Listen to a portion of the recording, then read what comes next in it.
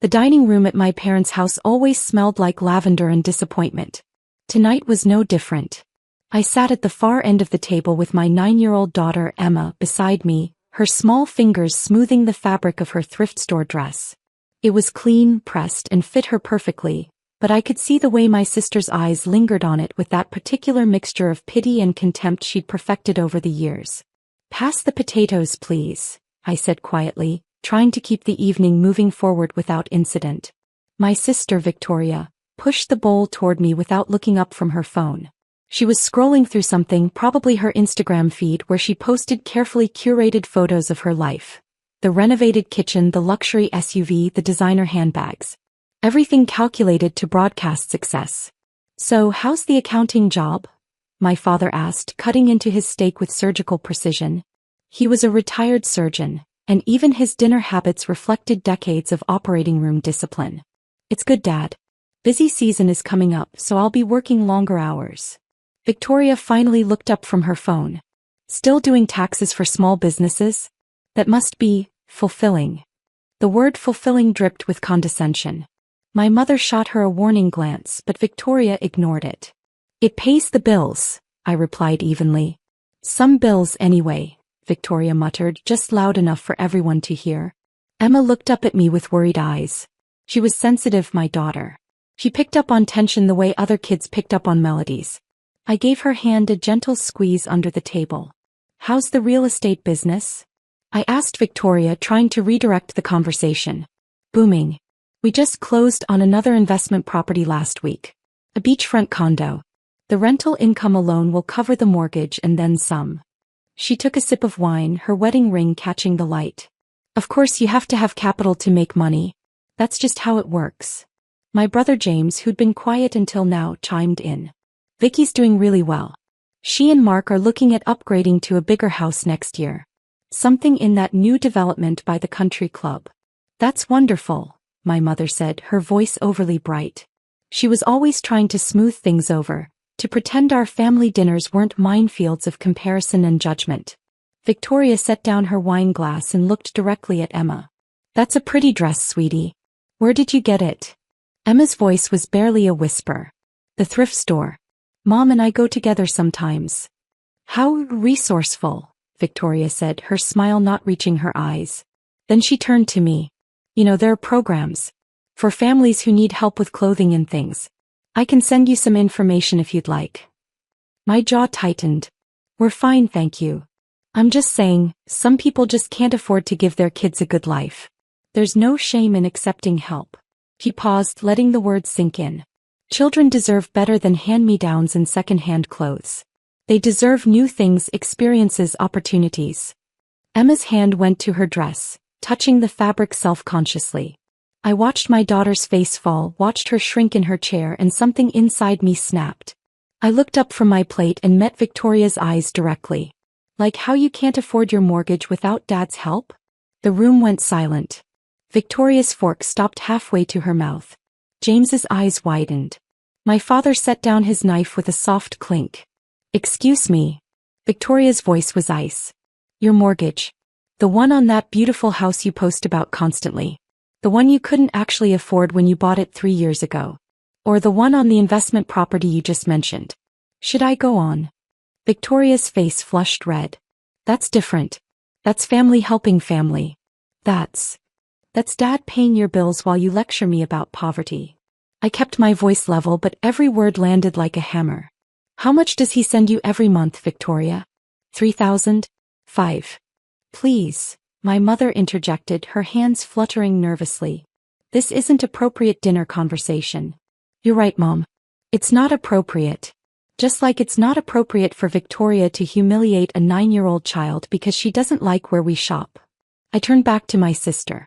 "Emma's dress cost $8. It's in perfect condition and she picked it out herself because she loved the color.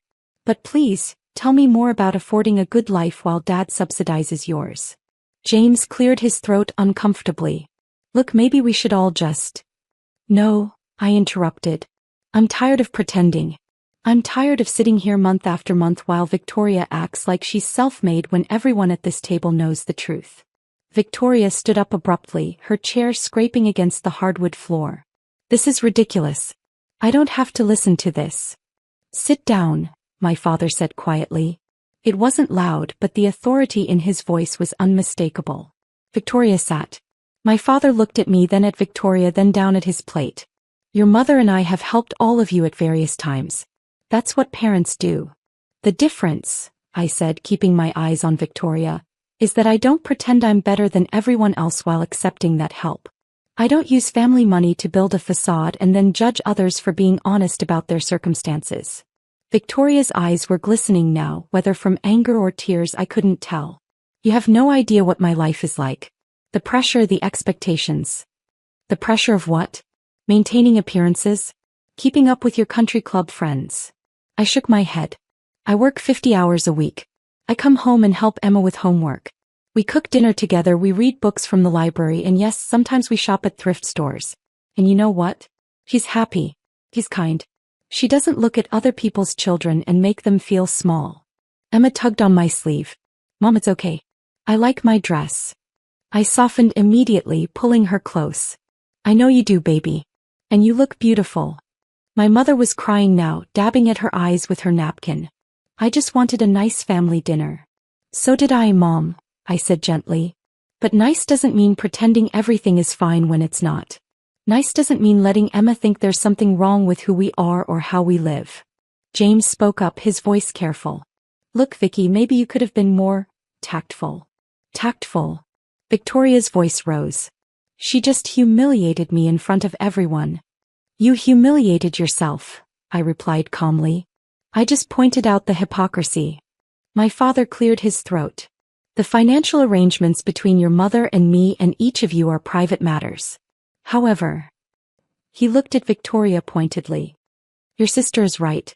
There's no place for that kind of commentary at this table or anywhere else. Victoria's mouth opened and closed like a fish. She wasn't used to Dad taking sides, especially not against her. I think, my father continued, we all need to remember that there are different kinds of wealth, different kinds of success. He looked at Emma and his expression softened. That's a lovely dress, Emma. Blue is definitely your color. Emma smiled tentatively. Thank you, Grandpa. The rest of the dinner passed in uncomfortable silence, punctuated only by the sound of silverware against plates. Victoria picked at her food, refusing to make eye contact with anyone. James tried and failed to start several neutral conversations. My mother looked miserable, but I felt lighter than I had in years. When dessert was served, my mother's famous apple pie, Emma asked if she could be excused to play in the backyard.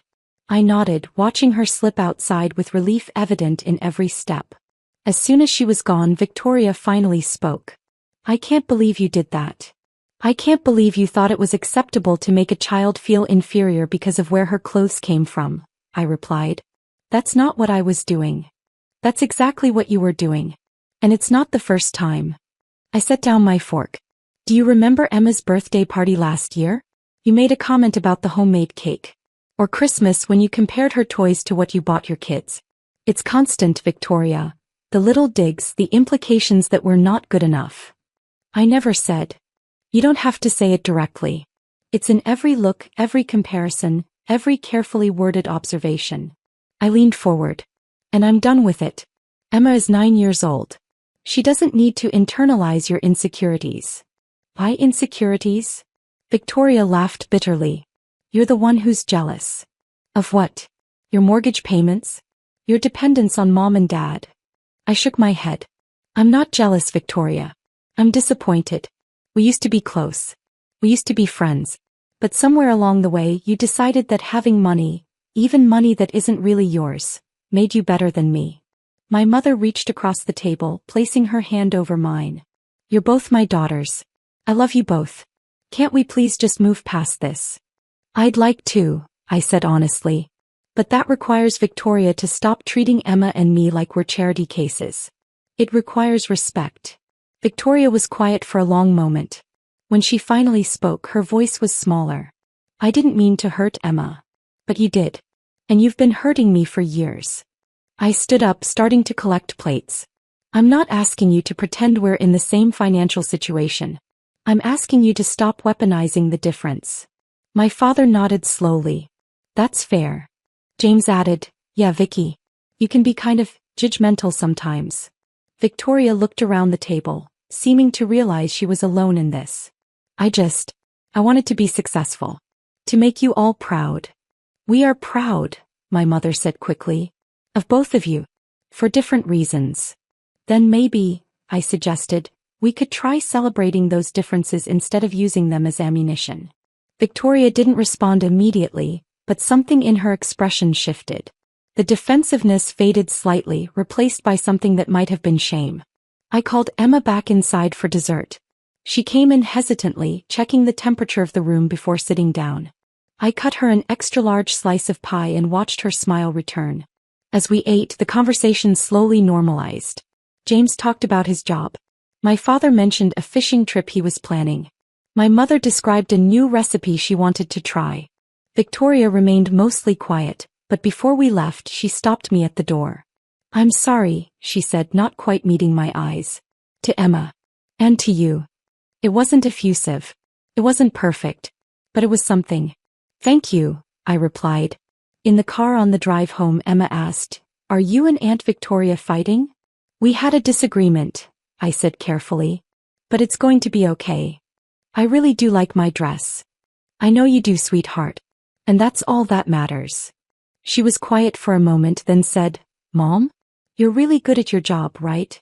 I like to think so. Why? Because Aunt Victoria made it sound like it wasn't important. But helping people with their businesses sounds important to me. I reached over and squeezed her hand. It is important. And so are you. Don't ever let anyone make you feel otherwise.